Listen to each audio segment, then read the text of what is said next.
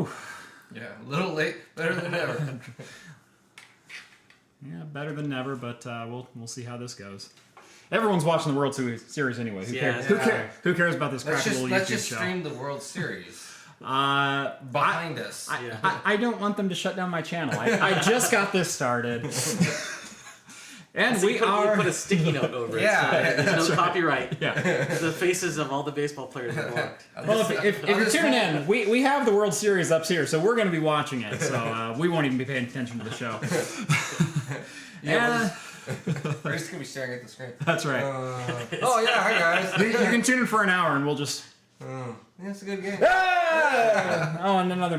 Yeah, so that'll be the show. Welcome to episode 4 of Talking Heads. We were going. Yeah, we're already live, guys. Oh, great. That's good. We are live. Episode 4, Talking Heads. I'm Jeff. I'm John. I'm Steve. Steve, welcome to the show. Thank you for filling in after John decided to bail and then last second said, hey, I'm available anyway. Yeah, so that's there's 3 of us now. So, yeah, we'll have 3 of us here. It's cool. More the merrier. Luckily, I brought a 6-pack, so we're good to go. That's good. And Steve doesn't know this yet, but we start every show by cracking the beer. So what do we want to start with? Whichever one. I like a big beer. I like a big beer. I like a big Okay, beer. let's do the big beer. So that's Mother Earth's 4 Seasons. This is the autumn version, 2017. It is a peanut butter barrel-aged stout, imperial stout. Yep. That's a 12%? 10.2%. 10.2. 10.2. Oh yeah, that's right. It is one of the best peanut butter shots I've had in a long time, I think. Yeah. The peanut butter, well, at the Pumpkin Brew Fest, they had the peanut butter pumpkin one. Did they? Yeah, it was actually pretty good. That one was really good too. So you all know John. John's been on my show a couple of times. Steve is new to the show. Steve's going to be one of my regular co-hosts on here, and they're actually brothers. Yes. So it's up to you to judge which one's your favorite. Me. So, yeah, obviously. Newer's better. That's right. All right. I'll get you there, John. Thank you.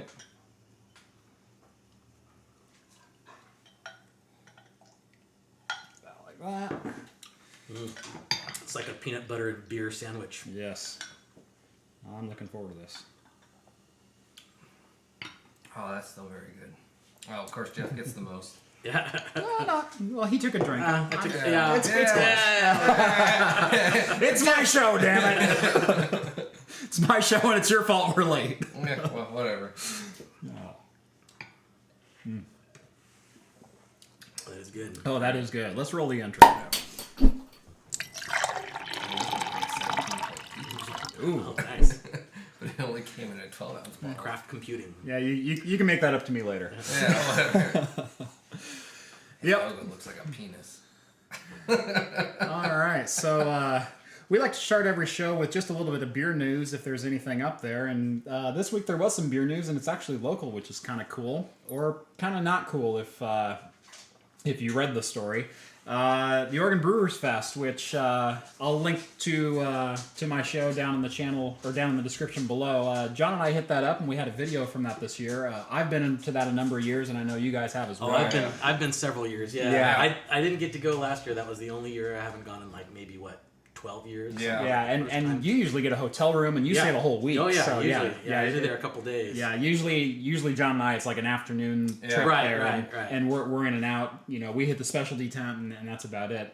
Yeah. Oregon Brewers Fest today announced, or not today, I guess it was last week announced some changes because of lowered revenue and lower attendance this last year. The Oregon Brewers Fest is one of the largest Brewers Fests in the country, and it's one of the oldest ones. It's 30 years old now. That's how much money I bring to it, because I didn't go this year. Well, actually, that's how much I spend. Now I didn't go, and now they're like, exactly. It's your fault, Steve. It's my fault. Yeah, sorry. So, and you say you didn't spend a lot of money. The average revenue per attendee to the Brewers Fest is $532. Every person that walks through their gate brings $532 to the city of Portland. Yeah. It's That's an what they predict. insane amount of money. Well, there was 56,000 attendees last year, and they brought like $7.6 million. Yeah. For 56,000, it's an Yeah. insane It's a lot of amount of money. money, Yeah. and it's a lot of people, and it's a lot of people spending a lot of money. This year they were down, and they were down over 9,000 attendees, and even lower in their revenue for it, for average number or average dollar spent per person. So I didn't read the article. Did it say any reasons why? Just people are tired of being drunk. Livers gave out. Actually, what they think I don't know. that they actually pointed to when they started this in 1986. They were the only game in town, and they were the only game in town 9 months out of the year. Right. Yeah. And anymore, there's a beer fest in Oregon. Oh, yeah. every you look weekend. at Oregon. You every go look weekend. at the Right. beer fest. And there's you were hundreds just of at them. the Pumpkin Brew Fest, Yeah. Right. And they're usually all now becoming more specialty and more Yeah. narrowed down. Now they got the Fruit Beer Fest, the Fresh Hop Beer Fest. They have the Saison. They have like a fest for just one type of beer. Oh, Yeah. there was a Bauman's had a cider fest this last Yeah. couple of weeks Yeah. ago. We went to that There's too. there's Ale Fest. There was the Mid Valley Brew Fest in Albany a couple of Yeah. weeks ago. Yeah. I mean, they're just all the time, and they're bringing in a lot of good beers and a lot of good breweries. Oh, yeah. And so Oregon Brewers Fest is not the only game in town anymore. But they are the biggest. They're still the biggest. They are They are still the biggest. they are still the big dog. But I'm curious to see how these changes that they've suggested are going to impact that even further.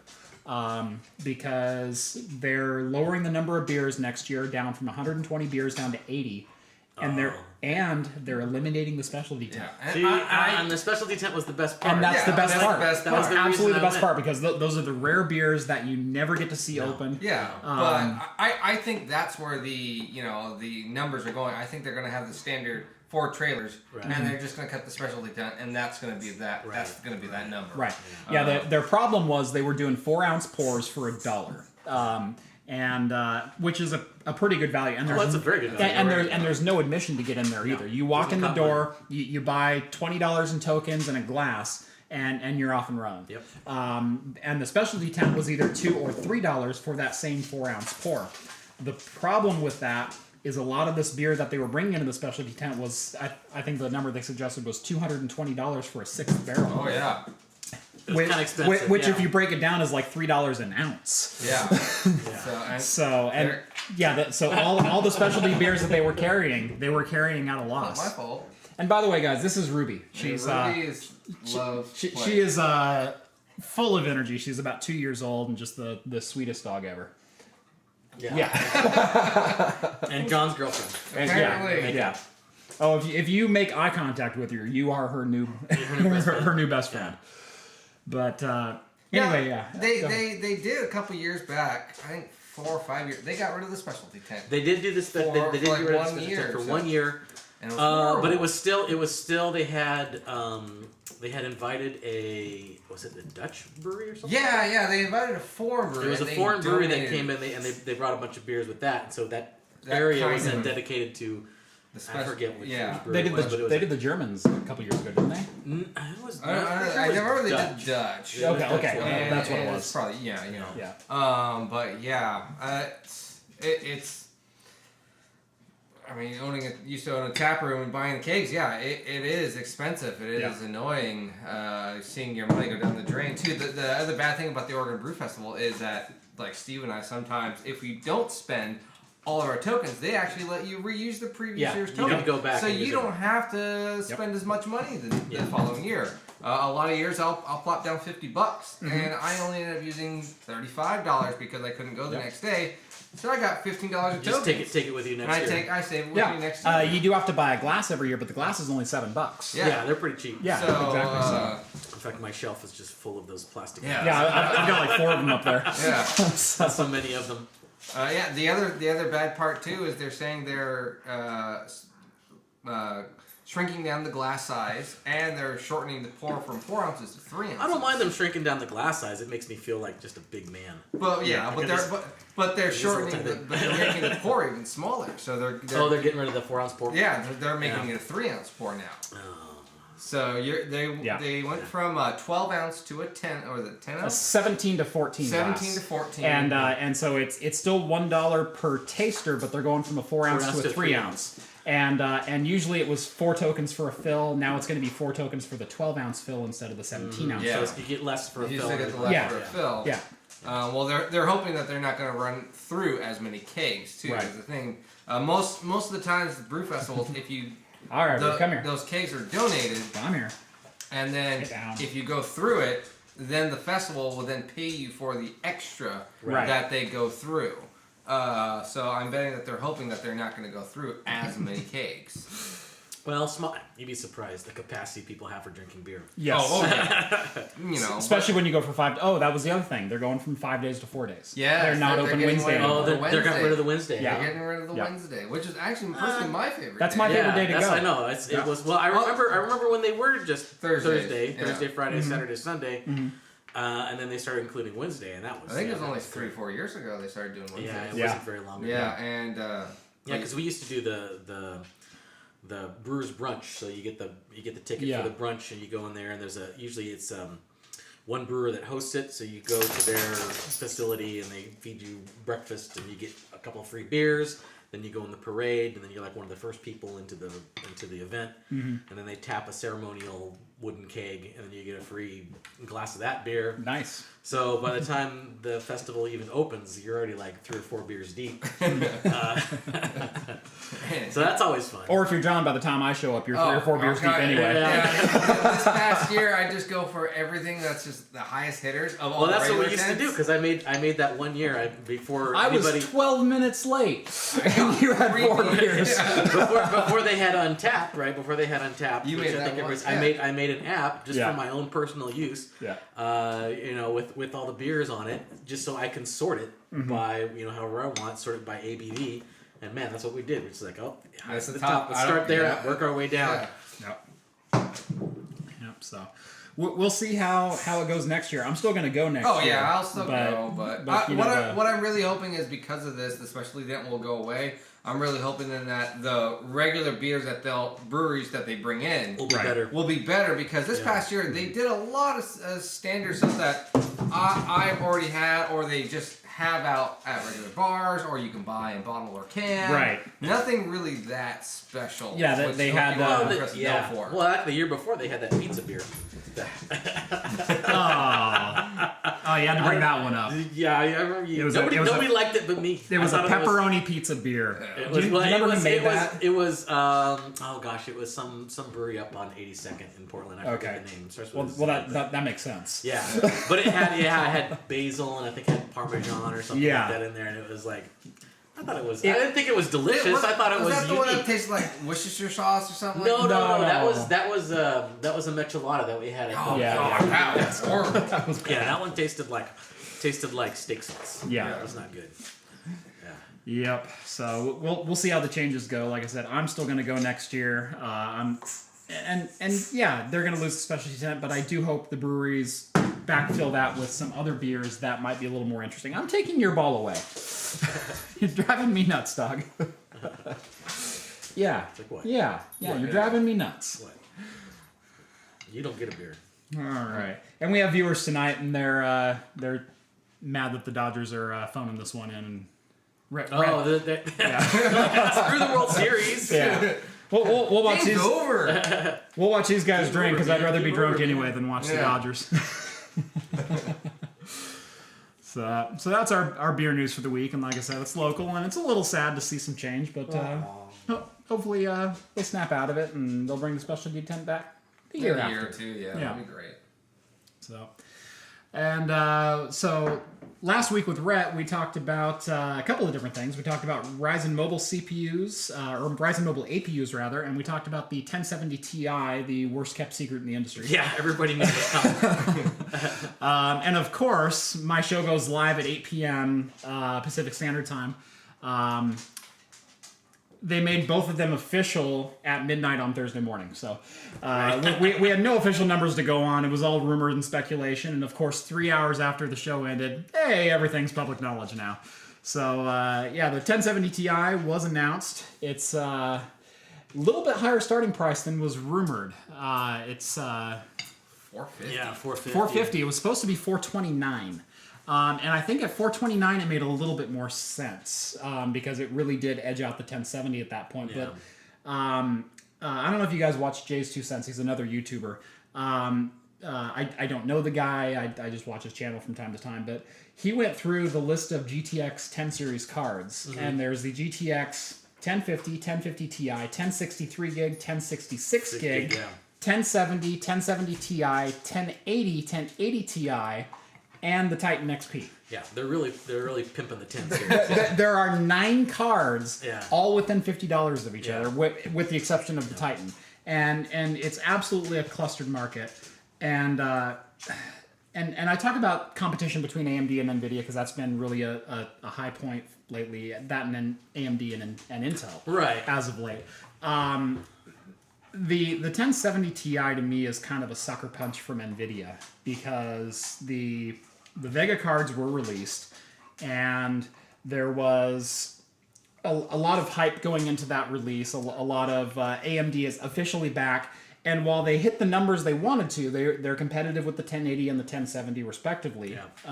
They kind of slotted the two cards in between those two cards. They drew almost twice the power to get those numbers. They sucked it. Yeah. Yeah. And so the 1080 is sitting there at a 180 watt card. The Vega 64 is sitting there at a 300 watt card. And when you overclock it, it can actually pull 400 watts, which is absolutely insane. You just watch your power go. Yeah, you watch the needle spin on the side of your house. So it was kind of okay. AMD's at least back in the conversation, you know. But the AMD was the card of choice for the cryptocurrency miners. Oh, absolutely. Yeah. Oh, their power went up. It's like, Yeah. Oh, and it still is the card of choice for cryptocurrency. Oh, I know. But there was a lot of speculation going into Vega as far as how much power they were going to get out of it, and there's not a lot of overclocking headroom on those cards. But if we move over to the Ryzen Mobile launch, which again was official this last week, Right, the APU. The Vega mobile chips are absolutely creaming Intel's integrated graphics in this launch, and at a fraction of the power, which is kind of counterintuitive because when Vega was released on desktop, it was, oh my god, it's 300 watts. The Vega or the AMD APUs that they just announced are 15 watt recommended power draw. And what these chips can do is they can draw anywhere from 9 to 35 watts of power. But recommended draw is 15 watts. Mm-hmm. At 15 watts, they are mopping the floor with Intel. They're competitive in IPC, and that's instructions per clock. Mm-hmm. All the way up to the i7-8550U, which is Intel's flagship quad-core mobile chip. Oh, yeah. And with the Vega on board, they're actually being competitive with the MX150, and they're actually nipping at the heels of the 1050 mobile chip that's in the laptops right now. And at 30 watts of power draw. Yeah, I know. It's absolutely insane. It's gonna be good, especially for like laptops coming out with you want bigger batteries lasting longer, that type of thing. When it just sips the power like that, it's just gonna have much longer battery life. Yeah. I mean, to get the amount of performance you're talking about from the Ryzen Mobile APUs, let's just say an Intel 8550 and a GTX 1050 is the equivalent mobile to what this is. That would normally draw about 115 total watts. Right. We're talking about AMD doing that same performance number, IPC to IPC and clock for clock in the graphics department, and drawing 30 watts of power out of an Ultrabook. That's you could have gaming Ultrabooks. Yes, I know. With 10 hours of battery life in a package that's less than an inch thick and doesn't scream like a Banshee in a jet engine when you're. I'm gonna be interested to see what the benchmarks are when they finally release them or start getting absolutely, yeah, and like I said, that should be. Again, midnight tomorrow. Right, yeah.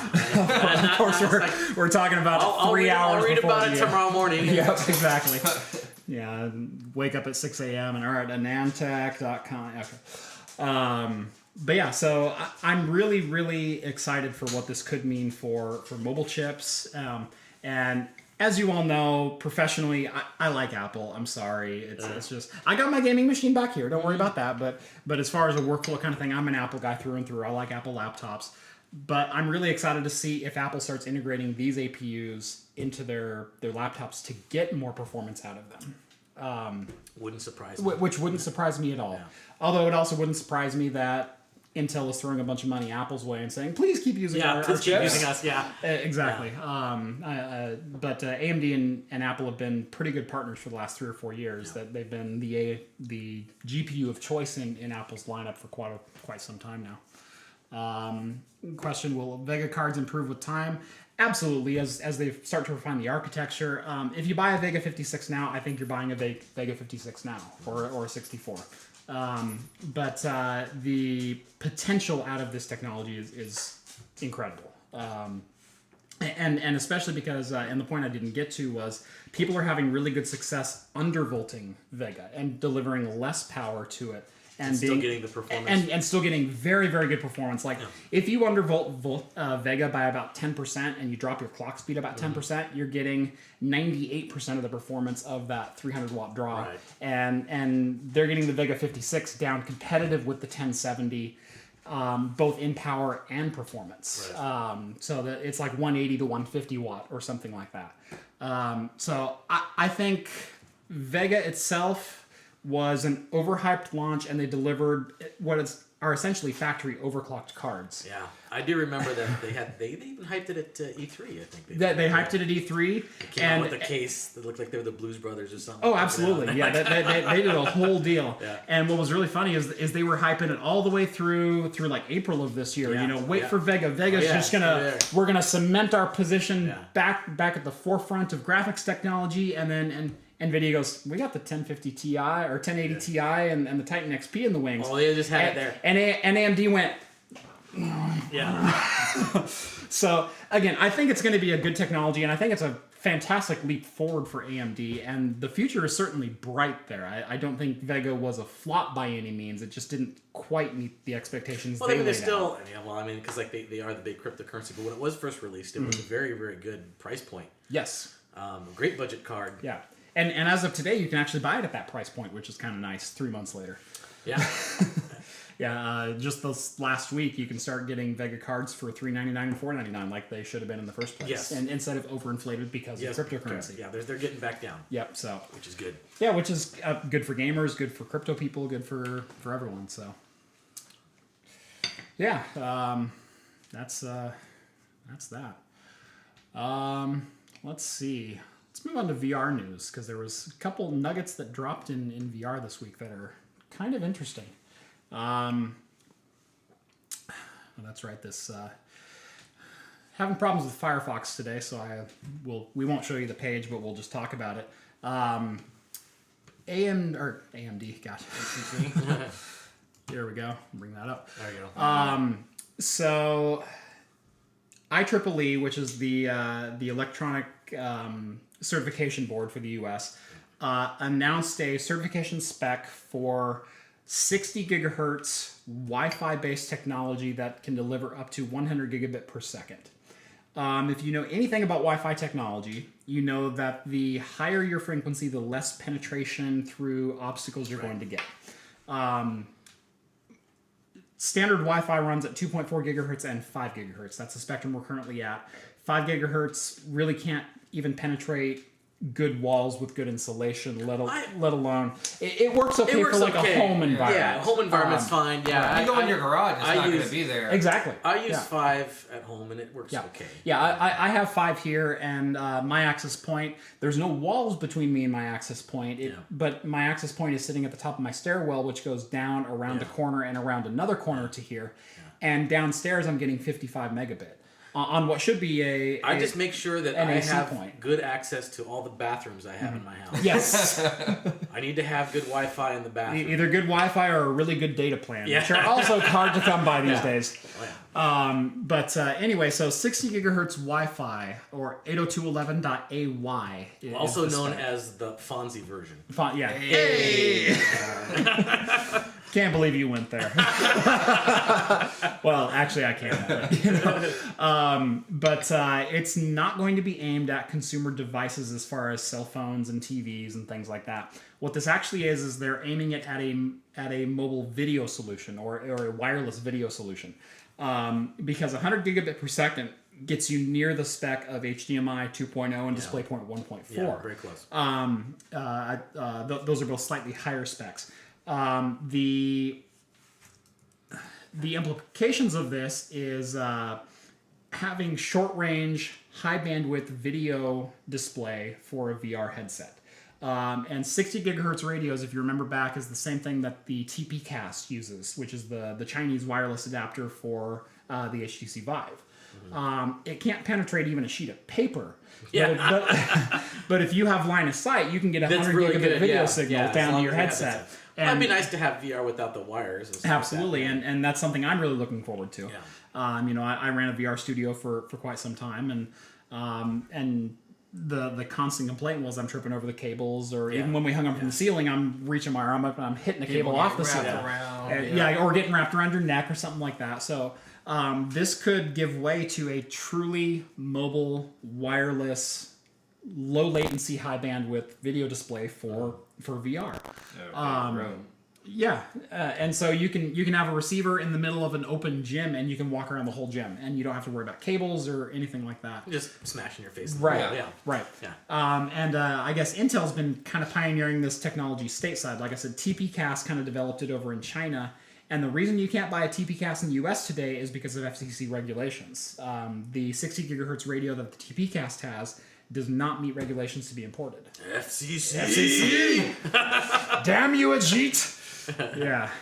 By the way, screw that guy.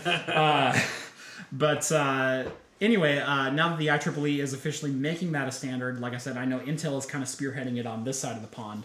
Yeah. We could be seeing wireless display technology hitting VR headsets in the very near future, which I think even furthers the adoption rate of VR.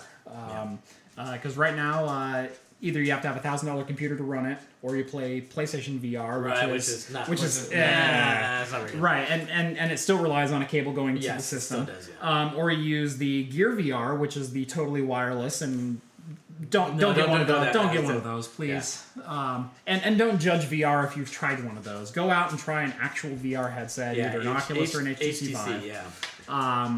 But this tech really could spearhead getting that into people's homes and having it accessible. Having it where you can put a single sensor up in the corner, and that, and with the Windows mixed reality headsets coming out with inside-out tracking, right, you can have a 100% wireless solution with no need to drill 3 or 4 sensors in your wall or transmitters or anything else. So, very, very cool solution. Hello, Ruby. She's back. She's back. She's back. She had a drink of water, and she's back. So, but like I said, in my VR studio, the cable was the number one complaint and the number one issue we always dealt with. People tripping over it or hanging themselves, trying to hang themselves with it. So, which is pretty good if you're VRing battling a snake, or something like that, or VR jump rope. It's pretty good. Yep. Has a level of realism to it, but I mean. What was that old Atari game where you had to swing through the vines, the jump over on? Oh, Pitfall. Pitfall. Yeah. They had a VR Pitfall. Oh, the vines! Oh! Yeah. So that. I didn't get nearly enough beer. I'm just mentioning that now. I don't know what your guys' problem is. You finished it too. I've been eyeing. I'm not a big Gose fan, but I'm thirsty. Oh, that's not. That was a really good beer. I don't know what you guys out on the internet think. That you got to try that one. And when you get it, get a full pint. That was delicious. This hippie looking label right here. It's very good. Very, very good. Yeah. Very good.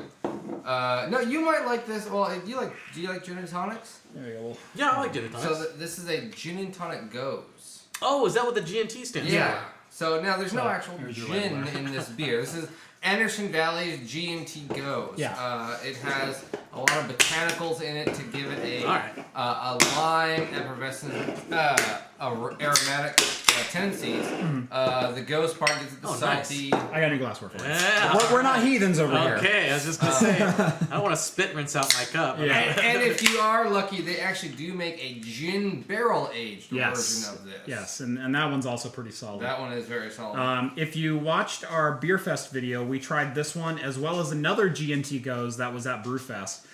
This is not the one that John and I said we're pretty sure that's just a bottle of gin that they poured in our glass. This one's That's actually... too bad. I'd have that. That sounds good. Oh, and it was delicious. Don't get me wrong. I mean, you smell it. It smells like it has gin in it. Yeah, I have not had this one yet. yeah. Not normally a big Gose fan. Don't like salt. And in my neither beer, mind. This but one wasn't too salty. I definitely taste the salt, but There's a little it's bit of not that bad. juniper There's a lime, back into it. Not too bad. A little bit of lime on there. Not too bad. Yeah. And the nice part is we have an extra one if you need it. Yeah. If I need it. Yeah, we got more. So again, It's this Gose. is the Anderson Valley G&T Gose Yeah. with the bear moose elk looking Gose thing on is the the end only of it. style of beer that makes you thirstier while you drink it. That's right. It's a bear deer.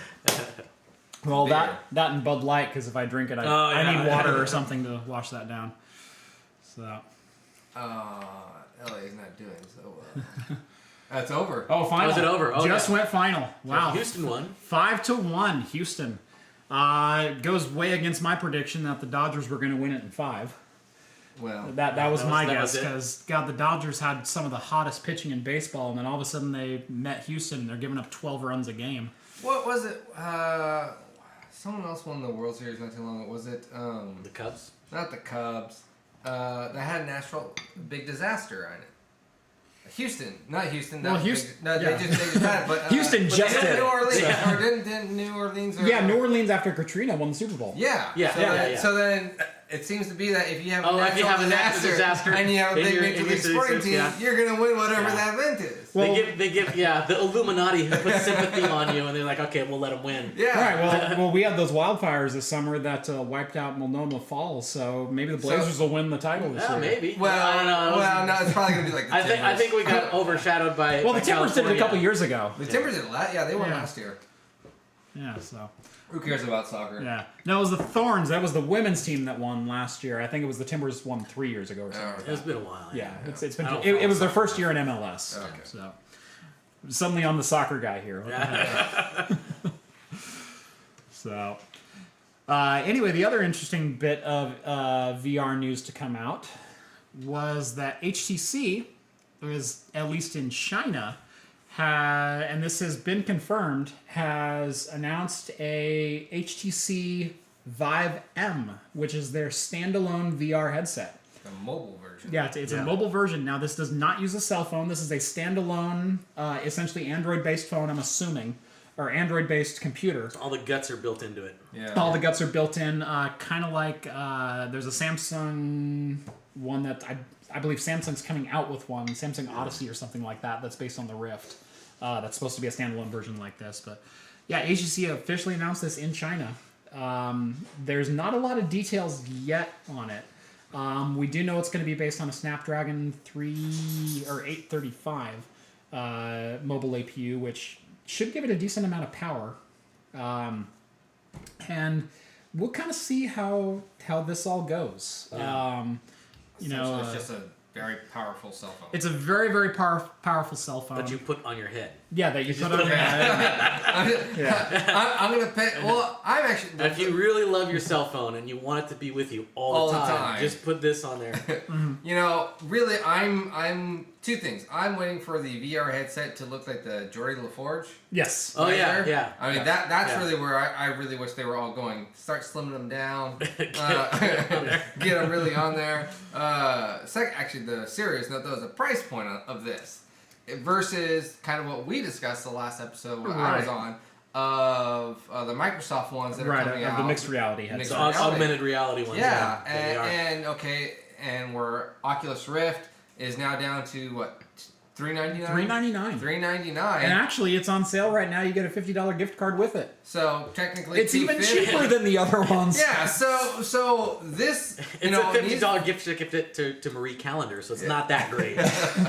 No, it's to the Oculus store. So Okay, never mind. So you can go buy Duck Season, which get Duck that Season. actually is a great game. That's a great game. But Was that the virtual duck hunt? yeah. Have you played it? No, I have not played Oh, it. we got to get you playing that. I haven't played that. We got to play that. Okay. There's surprise ending, different endings. Yeah. Oh, okay, I did hear about that. So- you can so- shoot the dog. It does Yeah, you different can stuff, you right? can shoot the dog. Yeah. I don't recommend it. Yeah.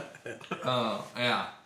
The one I did, I ended up blowing up reality and going into some alternate dimension. That was in the original duck hunt. I think. I'm pretty sure it was. but these should be priced probably $199 if they're gonna be competitive. I think. One would hope they'd be about $199, although the Samsung Odyssey, I guess, is supposed to be $299, which I was a No, it'll probably be about $300. I'm thinking. Yeah. But then why would I get this unless it's gonna have? And the only reason I would be willing to pay $300 is if you can get custom-made games or AAA style games. None of these tech demo, Google Earth, things like that. Well, if it's gonna be, it's gonna be an Android based. I'm assuming. Okay, I would assume so too. Yeah. Yeah, they don't really have much out there for There's VR, nothing out there AAA yet. VR. And with AAA games right around the corner for PC-based VR, Bethesda's... Well, Bethesda's got the Fallout VR. They got Skyrim Fallout, VR. Skyrim, and Doom all Yep. being released in the All next VR, 2 months. Yep.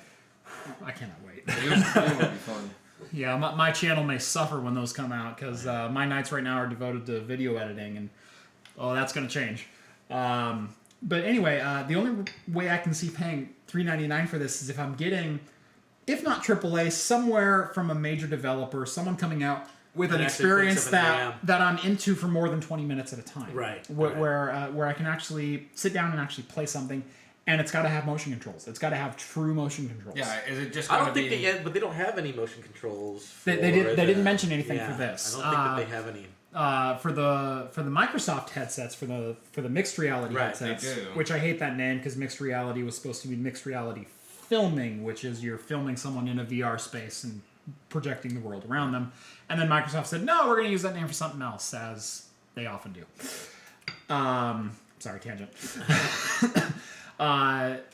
But you've got to have motion tracking. You've got to have actual hands, and the Microsoft headsets use inside-out tracking, so there's no sensors you drill into your wall. You just have Bunch of little cameras. cameras and sensors within the headset itself. If this doesn't have that, I'm going to be sorely disappointed.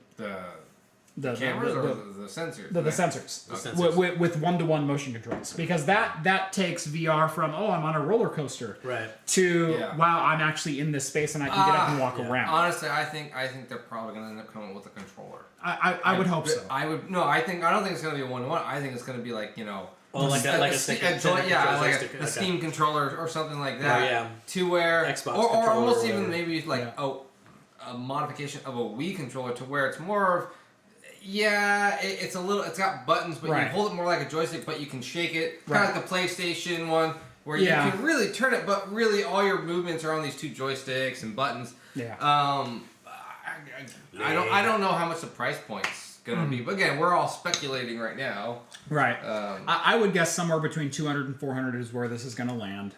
But for an independent one, I don't know. Without the specs, it's so hard to judge anything, though. Yeah, like I said, the only thing that's been confirmed is the processor is going to be a Snapdragon 835. There's no resolution specs, there's no price point, there's no what's included, there's no operating system, there's nothing confirmed as far as those points go yet. And so, and just a conceptual picture of what it. Right. Yeah. There's the classic. It's just vaporware, kind of at this point. Yeah. Here you go. There's the classic. It farts red gas. Yeah, right. It's just going out there. little smoke screen behind it. Silhouette. That's a picture. Snapdragon's breathing fire. Oh yeah. A Snapdragon. Next week, HTC is going to change the world forever. Yeah. It's standard product release stuff or product teasing stuff. So yeah, there's that. How are you guys for corporate humor? Corporate humor? Corporate humor. Like inside of corporate or making fun of making fun of no.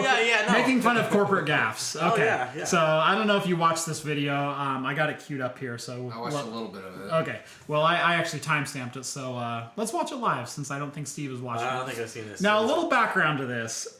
Microsoft on Monday this week posted a video. Oh no! Wait. Okay, I did hear about that. Yes, I did hear about this. They posted a video to their YouTube page, which was done, which was recording a presentation of a Microsoft engineer introducing the world to Microsoft Azure Cloud Import, which is basically take your virtual machines that you self-host and push them up to Microsoft's cloud and use their servers to host your.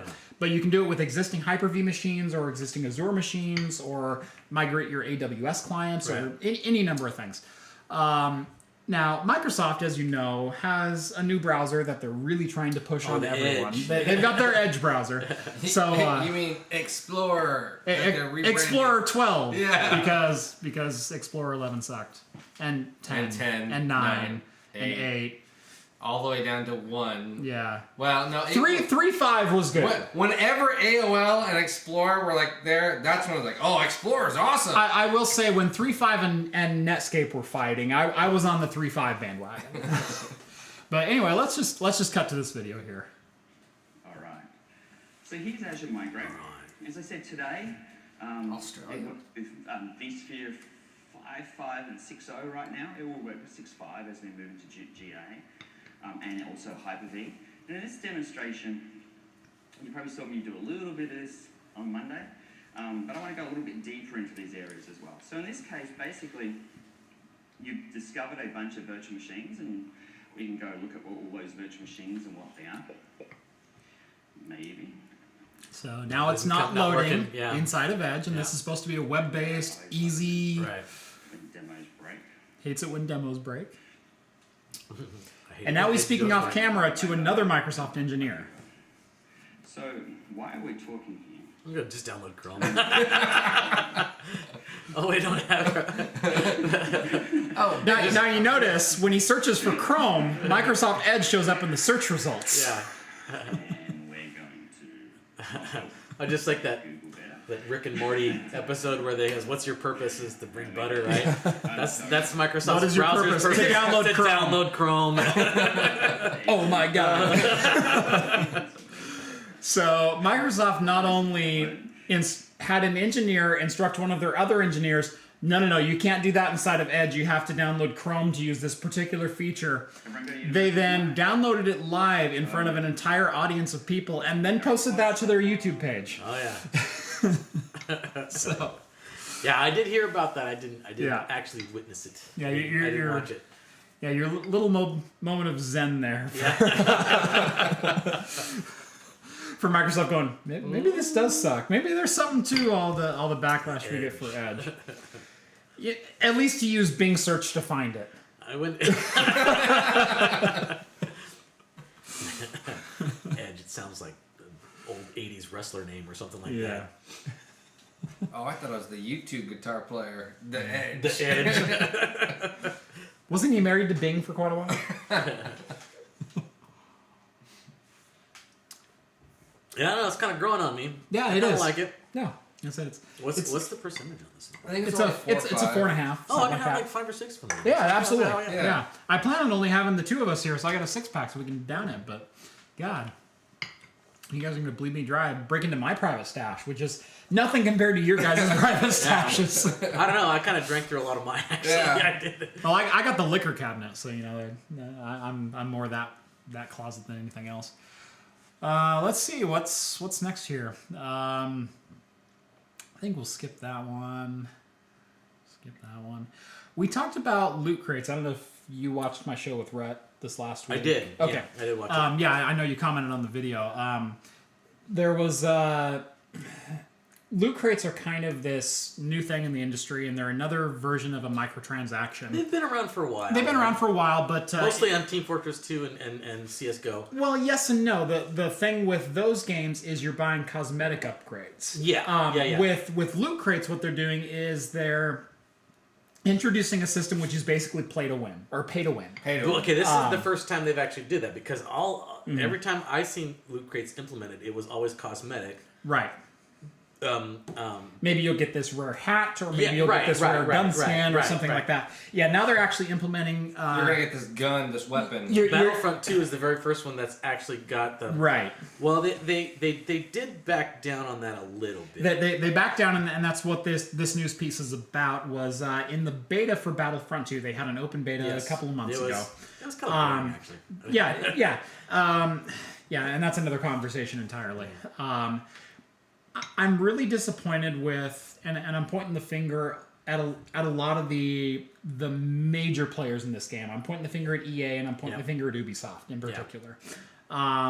They're turning what should be AAA games, which are their top developed games, the game that they spend millions of dollars developing, and then sell for $60. And to be fair, I don't care if you want to make that money back and make money on the game, and it's your blockbuster hit. That's where you make your money. That's totally cool. My problem is when you take a game, you sell it to me for $60, and then unless I buy into your loot crate system and buy you're not gonna get everything. Right, I don't buy your in-game currency to then cash in for loot crates to then maybe get a better weapon or 30 seconds of invincibility to level up my character. Yeah, that's garbage right there. Your cosmetics, I don't care too much about. Exactly. I've bought cosmetic upgrades before from time to time. That's $1. I'll pick that thing up, but I'm not much of a multiplayer gamer anyway. I'm very casual. I used to be very hardcore into StarCraft and Counter-Strike and games like that, but I haven't played since the early 2000s competitively in any regard. But when you make the distinction of you're going to pay $60 for the game and then we're going to bleed you to death buying $10 here, $10 there, $10 there, $5 here. Just to stay competitive. Just to stay competitive in the game. I'm out. Yeah. I don't care. You're cutting out the casual gamers, and only it's either you pay to be anywhere competitive, or you just don't play. Yeah. Because let's be real, there's no grinding for 90 hours inside of a multiplayer game to be competitive. It's if everyone else is buying that upgrade, you've got to buy that upgrade so you can play in the same arena as them. To be fair, though, I don't think Battlefront 2 is going to be competitive. I don't think they're going to do competitive either. And the real competitive games out there, the StarCraft, the Overwatch, the CSGO, they haven't entered this market yet. No. But EA is trying to put a foot into that market and go, we want this to be a competitive game, and we want you to pay to be better. Well, part of the reason, I don't know about, because Overwatch so much, but CSGO, especially the crates in CSGO, and to a smaller extent Team Fortress 2, is because of... you can sorry, I just wrote a comment. Go ahead. Okay, you could resell those things. You could make money off of them, right? So it's almost gambling a little bit, almost like that. But Overwatch doesn't do that, and this one obviously doesn't do that. So this is like you got to pay to win type of stuff, right? So yeah, this is the first one that does it. They backed away from it. I'm not going to buy Battlefront 2. I'm not going to buy Battlefront 2 at all. I didn't buy the first one because it didn't have a single-player campaign. Well, I did buy it first one because I thought I played the beta. I thought it was kind of fun. Yeah, I played the beta, and graphically, it was beautiful. Oh, yeah. It's some of the best texture detail I've ever seen in the game. And when it first went on sale, I picked it up for $25 or something like that. Right. So it was cheap. Right. But I still regret it. I still think I overpaid for that thing. I mean, it was nice. I think just like a month ago, they released all the DLC for it. You can get the DLC for free for it now. Right. Which was nice, but I still haven't gone back and played it. I don't care. I got other things in my docket first. Yeah. But yeah, it's like I said, my biggest problem is they're cutting out casual multiplayer gamers. Like I said, I don't play online a lot, but I do get on there and play. I'll still get on to CSGO occasionally. I get my ass handed to me, but at least it's fair. And I'm okay with that. I'm okay if I suck or I'm out of practice or whatever. Your AK-47 is going to fire the same as the guy with his rainbow-colored AK-47. It doesn't matter. This is going to be the same thing. But how many hats did he have? Right. So yeah, I mean, I still get on and play it, and I'm okay if I suck at that. What I'm not okay with is I get a headshot on someone, but he had a 30-second invincibility pack that he bought in a loot crate. Yeah. And then he shoots over here, and he ended up hitting me here. Yeah. That's not cool, and to me, it's not fun. It's not fair. It's not competitive. Oh, and not only that, I mean, you don't even know if the guy was based skill or if it was Maybe he just he bought it. Yeah, exactly. So, really slippery slope they're going down. And the other thing is, if I'm already shelling out $60 for a game, and then you're going to nickel and dime me for this things, I'm out. And it's the way the mobile games have been going for quite some time. Didn't Shadow of War, which is a single player game, didn't they have loot crates in there too? They have loot crates in Shadow of War, and what was the one that was just announced? I talked about it last week that they're going to have. Oh, it's Assassin's Creed. Oh, Origins. Oh, Origins. yeah, Origins. They're going to have loot crates for single player advancement. Why? Single player advancement. I'm not playing competitively, but I'm going to buy upgrades for my single player character. I'm gonna buy upgrades so I can make this easier for me. So Yeah. You're buying cheat codes. This is too hard. So yes, let me buy the weapon that kills anyone in one hit. I don't know if it's necessary. I mean, I guess it's a money thing too, but it could also be an anti-piracy thing. Because we'll get to anti-piracy with AC Origin in a minute. Yeah. Oh yeah. Because they cracked it. They cracked it like it didn't take them long. It took them a week. The de novo, I think. Yeah, they cracked it. Well, it was not only de novo. We'll get to it in a minute. Oh, okay. I'll get ahead of myself. Yeah. All right. So that was the next one on my list. And in fact, I didn't even pull it up on my tabs here because I wasn't sure we were going to get to it, but. Perfect segue. You're welcome. I knew it was coming. So let me go and copy that. We'll get it on my tabs over here. There we go. All right. So Assassin's Creed Origins. So Ubisoft. Again, I'm pointing the finger directly at you. You're anti-consumer, and you should be ashamed of yourselves.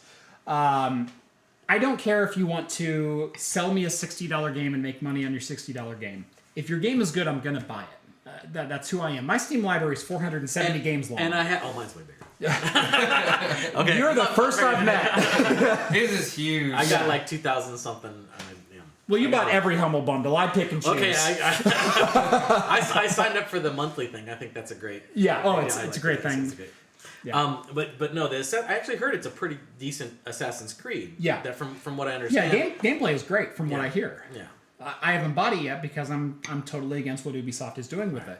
What they're doing with it is twofold. Number one, on the loot crate side of things, where you're selling me microtransactions to advance my single player game. Apparently, they don't know that PC trainers still exist. Yes. If I want to cheat at the game, I'm going to cheat at the game, and it's my right to cheat at the game. So sue me. Don't. But Ubisoft constantly comes out with new DRM, and they're going, we need to absolutely lock down our products so piracy doesn't kill our industry. Number one, it's been disproven time and time again that piracy doesn't kill the industry. In fact, your pirates are your best customers. They're the ones who spend the most amount of money on media. If you make your media available and easy to use, people will be willing to spend money on it. So there's that whole argument. I don't care if you want to put some activation into your DRM or even if you want to include DRM. Don't make it intrusive to my computer. Sony got in trouble with this with putting a rootkit on machines. Oh yeah, no, I remember that. For playing audio discs on a computer. No, what's it? What Ubisoft is other level. The whole thing with the Sony thing. I don't know if you remember them how they cracked that. They put the audio DRM on that. Yeah. All they had to do was take a marker and then draw around the outside of the... Yeah, so it wouldn't scan the outer... It wouldn't scan the outer... Yeah, because basically all they did was partition the CD, which hadn't really been done before, but it was always possible theoretically. Right. And so what they did is they... knocked out the outside of the CD so you can't read the first partition. And then just go, oh, well, that's cool then. Yeah, exactly. Let's play this disc. Yeah. What Ubisoft has done is they've been using de novo for about 2 years now. And de novo's been cracked, and it took them about a week to crack that. What Ubisoft has done is they've put DRM into the DRM. So they're using another product called VM Protect, which is an always-on DRM system, which keeps an eye on de novo to make sure de novo is going to be properly activated, which de novo is making sure that Assassin's Creed is properly activated. And it's just spiking people's CPUs. And again, they cracked it in less than a week. Yeah. It did take long, yeah. I mean, and... For the record, I am not for torrenting. I am for buying products at a fair price. You know, what you do is your own decision. I'm not telling you to go out and torrent this because that's wrong. That's stealing. Whatever argument you make is going to be null and void. You can go out and but if I buy the game, I don't want Ubisoft's software taking up the majority of my CPU clock. Yeah. And when I'm playing the game, I certainly don't want my 8700K 6-core processor to be pinging at 100% because your DRM is keeping an eye on your DRM, which is keeping an eye on my game. Yeah. That's not cool. That's not right. And it's doing Ubisoft nothing but pissing off the end user. It's pissing off the legitimate customers who actually bought their product. Exactly. While the pirates are going, this is kind of fun. Yeah. Do you know why EA was voted the worst company in America in a row for like 4 straight years? It's because Ubisoft is a European company. They're French, right? They think they're French. They're French or something like that. Oh, yeah. So snooty French. But anyway, so some people found that VM Protect was pinging any CPU up to 100%. Ubisoft countered with, well, no, the game is so graphically good that we will use every bit of processing power out of your CPU. That's by design. It's all game clock. That's what that's for. To which a Reddit user actually countered, and it was, Vosky_RVT on Reddit. He actually countered and got into the actual memory lookups within VM Protect. And what he found was that every time his player moved in game, VM0 or VMP0 was calling out to AC Origin EXE and basically making sure that they were still online and active. Okay. So every time your player moved, VM Protect was verifying your authenticity. They added DRM to a game mechanic. Right. So it will spike if you don't move. Right, exactly. So your CPU. If you're standing there, your CPU is at 40%. If you're standing there looking around, that's fine. Yeah, that's fine. Yeah. So again, Ubisoft, you should be ashamed of yourselves. Your customers are the people who are actually paying money for your games. Please stop trying to screw them. I typically don't buy Ubisoft games until they hit the $5 mark. That's exactly when I buy it. I'm finally playing Black Flag. I just bought that a couple really weeks ago. Black Flag. Black Flag was really cool for the sailing aspect. Yeah. It was fun not because it was an Assassin's Creed. No, but because it was you were sailing and that was the fun part. That's actually because it's the best pirate game ever made. Right. Well, they are coming out with that pirate game that's coming out. Oh gosh, it was announced at E3. It was like. I forgot what it was called. It was a pirate. The realistic ship mechanics. Yeah. It's supposed to be another Ubisoft. Yeah. Cluster screw. Yeah, whatever. We'll see how that works. Who knows out what's going to come out? But so anyway, I was laughing earlier at a comment someone made. When will you make a video where you cool a CPU with beer and a water loop? Hey, that would be fun. That is actually on my list. We talked about that privately. I am looking at so many different ways to remove the organic components from beer to make beer a safe cooling fluid inside of a liquid loop. It is on my list. I am totally going to try to do it at some point. So just add Budweiser to it. It's practically water you could anyway. probably... Couldn't you add sanitizer to beer? You could add sanitizer to it. You also have to add anti-growth agents and anti-corrosive agents.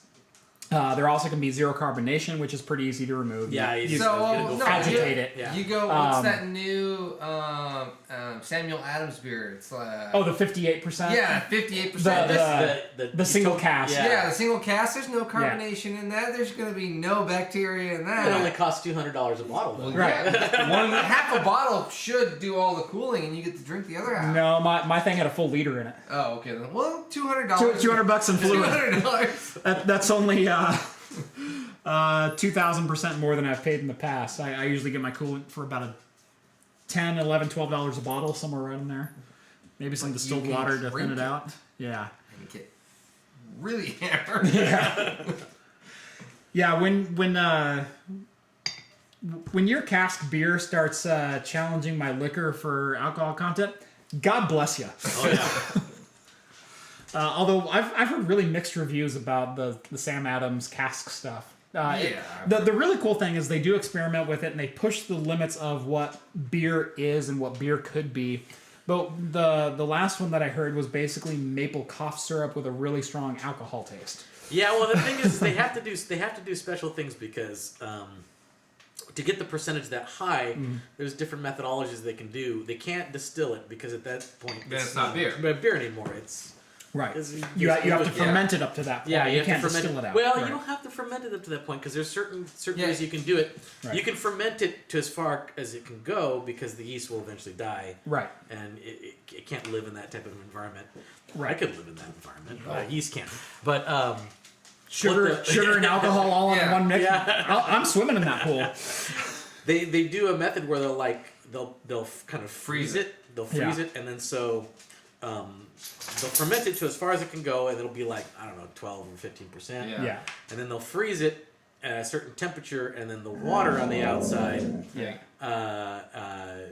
will freeze the water portion of it, but the high end alcohol part will stay Yeah. liquid. Yeah. And then they just siphon that off. And They then siphon it have- off. But Yeah. then Okay. they Yeah. can't carbonate it You can't because carbonate the alcohol content's just way too high and the sugars are just way too high. Again, also with the freezing, the sugar just gets concentrated.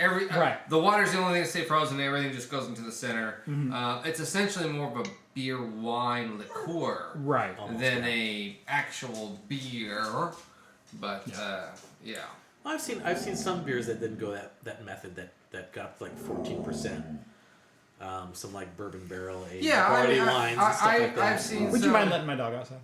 Since you're on the outside. I'll do it. It's okay. I'll go. Yeah, no. Well, I've seen some, triple IPAs that are 17% or so. Like I was saying earlier. Yeah. I have a stout that's 17.2. I was thinking about bringing here today, but yeah, it was a bourbon barrel aged stout. That's liqueur Yeah. levels. I mean, You're right. It is liqueur levels, and it is. Yeah, you can get some of those quad carbonated. IPAs up to that 17, Yeah. 18%. You can get some of the high end stouts. When you get into mead and the barley wines, you're talking a different process. But Oh, I got up. I should have gotten my beer. I haven't gotten my beer. Oh, damn it! It's too bad. we got another special bottle to open. Oh man. I could have it. You know what? Go grab that. I got an empty glass here in a second. Yeah, shut up. Steve and I can split that. Yeah, we'll split that. I'm gonna get a little bit. I don't care. Yes. So, Steve, what did you bring tonight? So this is Black Widow Porter. It's from a local chain of restaurants here in Pacific Northwest. I think they have some in Washington too. It's McMenamins. Okay, yeah. So they put this out once a year. It's the Black Widow Porter, and it's basically a licorice porter. Yeah. Nice. They put black licorice in as part of the brew process. Is So it this black is licorice or anise? no, it's actually black Oh, it's licorice actually root. black Yeah, licorice. it's not anise, which is A very similar. very flavor. similar flavor, but this is actually black licorice root. It's not an overpowering licorice flavor, so if you're not a big black licorice Oh, guy, I love black flavor. Oh no, I do too. I made a black licorice porter one time, and man, it was so good. Yeah, nice. Oh, I made that as strong as it This is could. actually, I think, the first year they did it in a can. Yeah, this is the first year they did it in a can, and actually they might be out of it now. I think they are. They release it once a year, and they sell it till it's gone. I bought a couple cans, and yeah, I got some. Friend of ours. Yeah. So if you've never been to a McMenamins, they're a specialty restaurant chain, and they're here in the Northwest. They've got one in Salem. They've got one in Eugene. They've got two in Salem. two in Salem. That's right.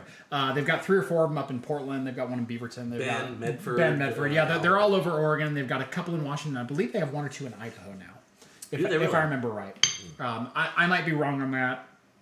I've had a couple of these now. But anyway, they're a fantastic restaurant. They do really good burgers, really good steaks. But what they do is every single restaurant is unique, and they try to buy these really weird buildings and make them. They take old buildings, Right. And revamp them. They're not too much. They're not. Yeah, they try to keep the original. They kind of keep Right. the original aesthetics to it. In Portland, they have an elementary school that they turned into a hotel. Yeah. And when you walk into, you basically, if you get a room there, you walk into an elementary school classroom. It still has the chalkboard and all the decorations from when it was a school. Yeah. And you sleep on a couple beds that are converted from old single sit down desks and whatnot. And the one in Salem is kind of this wine bistro kind of place. Right. But yeah, they take these old buildings and they repurpose them for something very, very cool. Yeah. No. So yeah, if you ever come visit the Northwest, or if you do live in the Northwest, then you already know what the hell we're talking about. Right. But if you ever do come up here, go to a McMenamins, I recommend Edgefield, which is probably the best Oh one. Yeah. Hotel Oregon's pretty good. One in Oregon City's not bad either. Yeah, they're okay. Yeah, they're okay. They're okay. Yeah. That's usually where I go. Yeah. But, all right, let's try this. Not too heavy licorice flavor, but it's slightly there at the back end. Yeah. Yeah, that's good. What's funny is you get it right up front, and then absolutely no licorice in the middle, and then Right at the end. just that exhale is Yeah. a little bit of licorice. That's good. That's really good. Yeah, you guys got a lot of it. Sorry, John. You were too quick on the draw that time. Too anxious to get another beer in you. So, again, screw you, Ubisoft. Come on. So, in channel news, actually, as far as my channel goes, God, I have been up past midnight for probably the past 3 weeks. During the month of October, I actually manage a haunted house here in Oregon, and it's a great time, but it draws a lot of my energy. That ended last night. Obviously, today's November 1st. Yay. So I didn't get a video out this week. I'm actually going to try to get one posted tomorrow, and I teased that on Twitter. If you're interested in what it's about, follow me on Twitter. But as far as the live show goes, we actually have kind of a cool announcement. We're hoping once a month, John and I, or maybe me and Steve, we're going to go on location at a tap house in Oregon. We're just going to try to find a tap house that'll have us, or brewery, or anywhere else that's interesting. And we're going to do alcohol. Anywhere that'll give us beer or liquor or spirits, or And if we can't, then it's going to be at a Taco Bell. right. Or McMenamins. McMenamins be fine. So we're going to do this live show probably once a month from a tap house or bar or something like that. And it's going to be more of a beer-centric episode. We're going to talk to the owners or bartenders that are there, find out what's unique about them, what beers do they serve, what do they like to do, what do they like to drink. And so it should be kind of cool. The first one is going to be on November 15th. That's 2 weeks from today. And that's going to be at Barrel and Keg, which is down in Salem, which is a great little barn or bar and wine. Yeah, but it's got 18 taps. 24 taps. 24 taps. taps. That's right. I think 12 or 16 wine taps. They have a great wine selection, a great beer selection, and a great bottle selection. Yeah. They sell both bottle and draft. So it's a very nice family-friendly area too. Yes. And they are actually also the location of the first food cart court location for Salem. Yep. It's not big, but it is the first. Yep. Yeah, it's the first one that they can drive in, and they don't have to pay the city of Salem like $700 a day to have a food cart. Yep. Screw you, Salem. Yeah. So yeah, that's coming up here in a couple of weeks. Anything else happened this week you guys want to talk about? Oh, man. That's all the notes we had. I skipped the Razer Phone. That's kind of a cool, I cool did thing. I did see that today, but that's kind of more of a rumor thing, I think, isn't it? No, that is Confirmed. Razer bought a phone company this last year, and these are leaks that are coming out of that. I'm not big on Razer's hardware. They're kind of the Alienware of enthusiast people. Like Alienware, it's like, okay, you bought an Alienware, woo. And Razer is like I'm ready to graduate past Alienware. I'm ready to buy the Apple of gaming hardware. I like Razer like about maybe 15 years ago. They were good. Yeah. I will say, some of their hardware, like the mouse and keyboard. but I'll actually counter. I will actually say their laptops are probably the best PC gaming laptops that are coming out today. I never got to use one of their laptops, so I don't really know. As far as they're taking an Apple approach to their laptops, as far as the ergonomics, usability, they're trying to make them sleek, quiet, fast. They really copy a lot of Apple's aesthetics. They're rounded corners. Unibody aluminum, really, really well built. Probably second in the industry to Apple as far as build quality. But they have RGB lighting. But they have RGB lighting and discrete graphics. So I will say I like their laptops, and they come out with some really cool things from time to time. But they bought a phone company this last year, and rumored Razer Phone is supposed to have a 120 hertz IGZO display with a 1440p resolution and something Really? like 1440p, huh? yeah, and something like 8 gigs of 8 gigs RAM of and an RAM. 8-core CPU. Yeah. What? In a That- phone. The 8 gigs Oh. of RAM was the thing I And- was surprised about. Yeah, 8 gigs of RAM, 128 gigs of storage, and an 8-core CPU. And what was the other thing that was cool on You it? have to use it next to an Oh. AC vent. Is this like that cool? And a 4,000 milliamp battery. Oh yeah, the battery.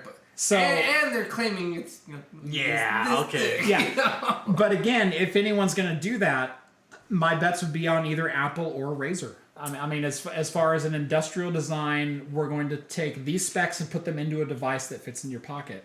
Those are the two That companies I catches trust fire. to do it. Well, now it's only supposed to be like a 5.5 inch screen. Though. Right. It's not a very large Yeah. screen.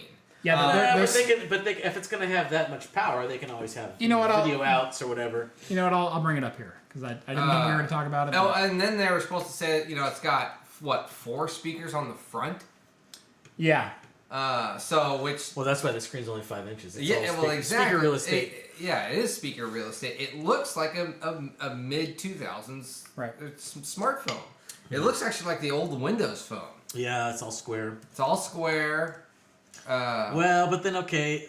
So 5.72 IGZO display with 120 hertz refresh, Dolby Atmos sound, front-facing speakers and amplifier certified by THX. Oh, wow. Yeah. I mean, every time, So every time again- you launch, it goes, Oh no! You Yeah. get that robot that used to come by. Yeah. So again, as far as spec-wise, they're not fooling around here. But dual cameras with autofocus, so a 12 megapixel on the 13. front and a 13 on the back. So again, they're going really high quality with all their components and a 4,000 milliamp battery. It could be a really good phone. Well, it could be, but they don't really say what the OS. I'm assuming it's probably going to be an Android. It's Android based. Yeah. Right. So I mean, I don't know. I mean, I don't know, but then there's price points it's still. too. I mean, I'm not a big mobile Mobile gaming gamer. guy. Yeah, not But, that well, Yeah. and the thing is, though, too, with mobile gaming, though, you want the larger screens and you want the Right. real estate. Yep. And a mobile gaming, too, kind of going back to VR, is kind of like, oh, let's try some VR-esque, Right. thing where a small screen like that will not be Right. tolerable. Yep. Yeah, I don't play mobile games. For me, it's physical controls or nothing. Yeah. I can't stand not being accurate when I'm trying to hit the controls on the screen. Oh, yeah. And my thumb's taking Oh, up yeah, half my no, screen yeah, space anyway. exactly. I got these I'm not gonna weird use So it. yeah, hands. the first thing is like, oh, Pencil. I can put emulators on my Android phone. I download an NES emulator, and it's like, And go, God, this sucks. God, this sucks. I can play Final Fantasy, but that's about as Yeah, far as it goes. I that's can't play a garbage. platformer. Yeah. Yeah, so, someone says best beer and cookie pairings. I don't know. Beer and cookie. Chocolate pairings. chip and a porter. Yeah. No, I've had a Girl Scout cookie. you get like a snickerdoodle Snickerdoodle and maybe and a porter or a something porter. like that. Yeah, that'd be Got really cinnamon. solid. cinnamon Yeah, and got chocolate or cinnamon. something like that. Yeah, would be yeah, good. cinnamon go You know. with the chocolate really well. A milk stout with an Oreo. Yeah, I like Solid. I like the Girl Scout ones with the coconut and caramel. Oh yeah. Oh, You do yeah, that the with a porter. samosas, the yeah, samosas. and then Yeah. so you have that caramely coconut. Well, yeah, you can't go wrong. Any kind of like stout, which is more coffee-ish Yeah. flavoring. Yeah, or yeah. coffee You stout. get a stout or a The porter. sweeter- Any kind of yeah. dark beer, you're going to be able to pair with chocolate, coffee, coconut. Yeah, cinnamon. You don't want an IPA with, Right. with cookies. Yeah. That's gross. Yeah. That's just disgusting. Although Hold on, maybe, hold on. maybe a lemon, like a lemon chiffon. No, okay. A lemon cookie in a Belgian might be okay. Yeah, I could see that. That would be actually. okay. Yeah. What about orange in Belgium? I mean, That would be good. yeah. Yeah. Like a whip beer Yeah. with What are orange those cookies. wafers or The nickel wafers. the nickel wafers? No. Those don't go with anything, even themselves. I love those things. They're fantastic. Actually, oatmeal again. Back to porter, but oatmeal and porter. and porter. Yeah. Yeah. You can get oatmeal and stout. You get oatmeal and stouts. Yeah. Yeah. Pretty much a porter or a stout with any cookie Any you have in co- your any- yeah, closet almost any is probably going to be a good pairing. Yeah. Cool. Well, I think that's about as good a place as any to end it. I pair them and people look at me funny. I will never look at you funny for drinking beer. Yeah. You give me the beer, I'm Yeah. like, You give me beer and cookies, I'll eat them. Yeah. I'll down like anyone. Anyway, thanks for joining us tonight, guys. Sorry for the late start. We were watching the World Series just like you guys were, so apparently the Dodgers suck and the Astros are great. Who knew? So thanks for watching. We'll see you next week. I believe Steve will be on again next Wednesday. I'll be back. So we'll have a solo show with Steve here. Yeah. And November 15th, John and I will be live from Barrel and Keg in Salem, Oregon. So I'll just be in the background drunk. In the background. As usual. Thanks, guys. We'll catch you later.